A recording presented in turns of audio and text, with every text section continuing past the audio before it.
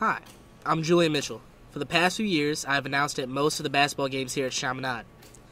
In that time, I have not only seen some of the greatest high school basketball players play in St. Louis, I've gotten to know them personally. I've got to see them win, lose. I've seen the impact that they had on the school here at Chaminade. And finally, I've gotten to spend time with them to discuss their historic season for this documentary, which you are watching right now. You see, the purpose of this documentary is to shine light on some of the more personal thoughts, stories, and human sides of the players. They're not just basketball machines, they are brothers, friends, and wonderful people to go to school with.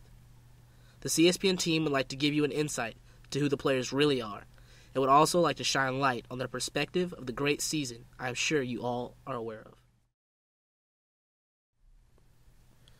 To understand this team and their historic season, we have to take it back to 2013, when Frank Bennett took over as head coach. With his arrival, it meant a change in the program that Kelvin Lee worked 16 years to build. As many know, change can be hard to deal with, but I think the players responded to it well.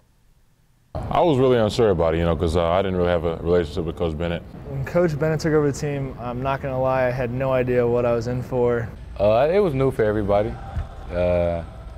He was familiar with all of us, so it wasn't like a new person, but just, a different head coach. Freshman year, I had Coach Lee, and so I didn't really have much interaction with Coach Bennett. It was definitely a transition period in the summer because he liked to run a lot more than Coach Lee liked to run. I was very optimistic about it, and so it turned out pretty well. Sophomore year turned out to be a turbulent time for the team, as a coaching change was made not just at Chaminade, but at CBC.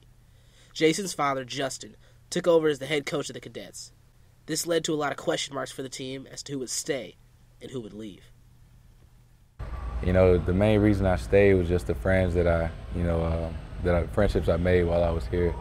That's what I value most about staying here. My brother was here sophomore year. That was when I was a freshman, and when he got back home for summer, he told me it was a great school. He enjoyed the experience his first year, and I had to come experience it out.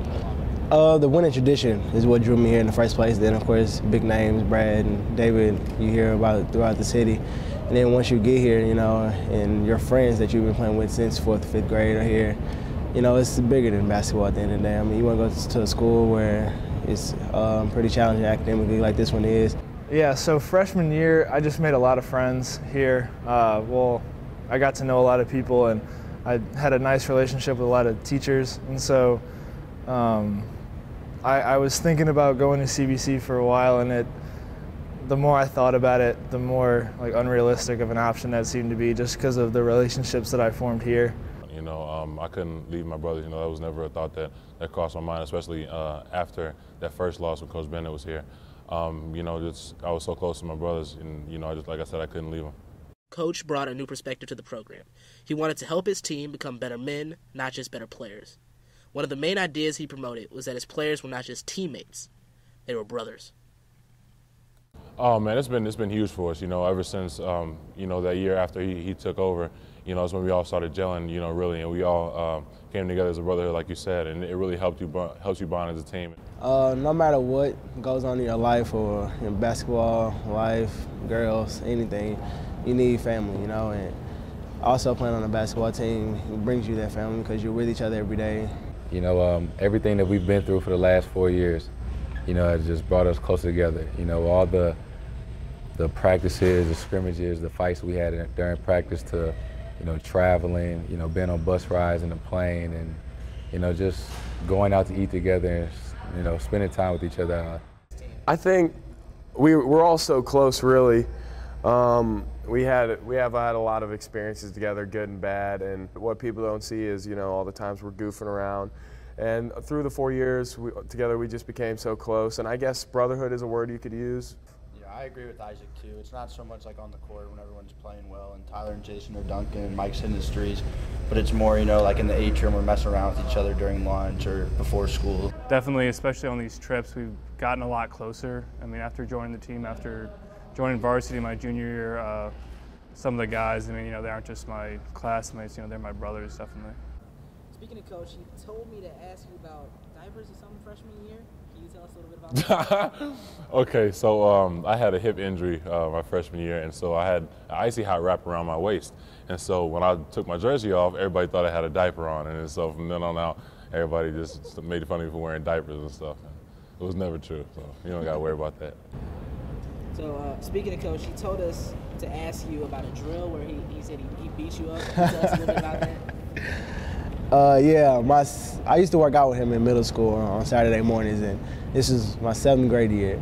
We were up here one morning, and he had 6 basketballs lined up, 2 on the block, 2 on the elbow, and 2 at half court. And he had this pad, and it was no fouls, anything. So I had to make 2 layups, 2 jump shots, and full court layups with him beating me with this pad. Me in the 7th grade, as it was. So yeah, that's Coach Frank for you right there. So at the start of the season, the start of anything, I can challenge you, I can tell you what to do, but at some point, you've got to take ownership as a group. And that's where the brotherhood is very important, because when you take ownership and it becomes important to you to do it because of the greater cause versus you trying to do it because I'm telling you to do it, those are 2 totally different agendas. Unfortunately for this team, they took a hold of it early, especially given the fact that we lost last year. But they really took a hold of it, and they really marched forward, because what they were trying to do was, stomach all the individual attention, individual goals, and individual accolades, to win a state title. After 2 seasons of failure, in their senior season, on senior night, something amazing happened. I was surprised to get it in that corner because, people were saying I made that shot a lot, but they were telling me to take it in warm-ups, but I'm like, it's hard to take it because it's in a game. So when I got it, I was so surprised that, it's such a coincidence that I had the ball in that situation. So I'm like, I have to let it fly first of all. And then when it left my hand, I'm like, it has to go in. Just when they thought the season couldn't get any better, playoffs began for the Red Devils, and they were looking for retribution for the past 2 years. They easily made their way to Columbia and faced off against Kickapoo in the state championship game.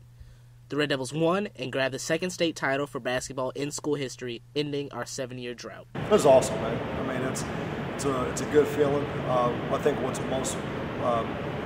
most memorable about winning the state title was, just the minute the horn went off, just seeing all the guys just celebrating and just all this hard work coming to a head and just seeing them being excited for each other. Oh man, I can't even explain it. I still can't explain it really. Once I saw Jason throw the ball up and looked up at the clock and it was at all zeros, I just fell to the ground. It felt great. There was really no feeling to describe it. When the clock hit 0, it was almost like, wow, we did it. I don't know. It was unlike any feeling I've really had. But coming with that, it was a little sad also, knowing that we'd never, suit up with those guys again. But it was a really cool experience. And we all got a little emotional, I think, because it's the pinnacle of high school basketball. Man, it's speechless. I still get chills about it when I think about it sometimes. It was crazy. It was more of shock. Definitely kind of when it happened. It was, when the time came down. It was, they got close, but I definitely had no thought in my mind that we would win the game. It was probably the best feeling ever. When the buzzer went off, knowing that was it, and we accomplished our goal.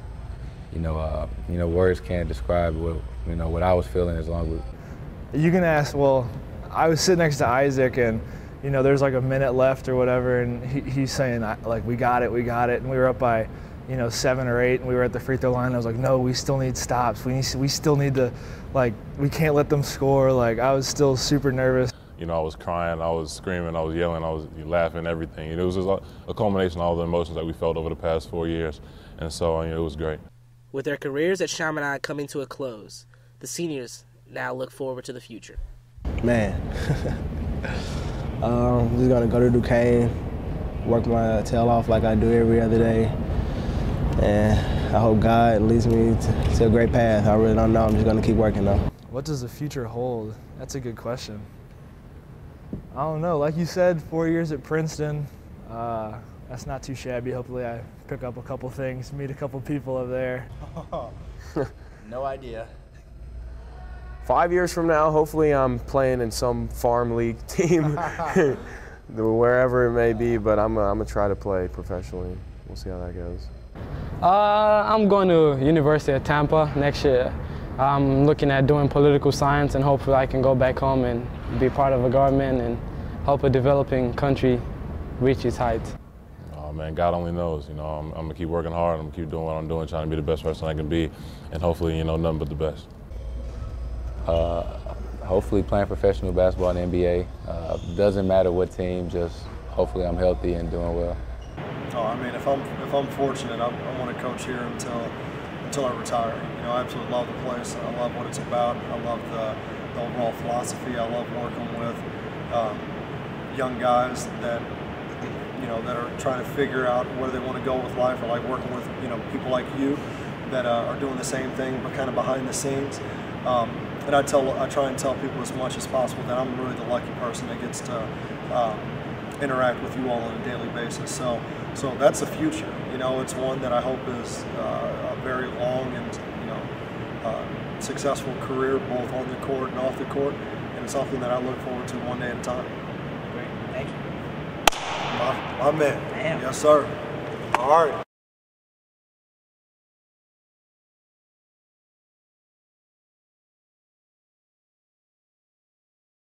Well, as a player, I think my favorite memory was just being able to play on national TV and score, be able to look back and see myself on TV shooting free throws and make them. And we were on the real ESPN too, so that was pretty neat. It's something I can show my kids, so that's probably my favorite memory other than winning state. But I guess favorite memory or thing of all is just kind of the camaraderie, like us talking about practice, complaining about a teacher, or, oh, this assignment's too hard while we're stretching, and then getting ready to get to work.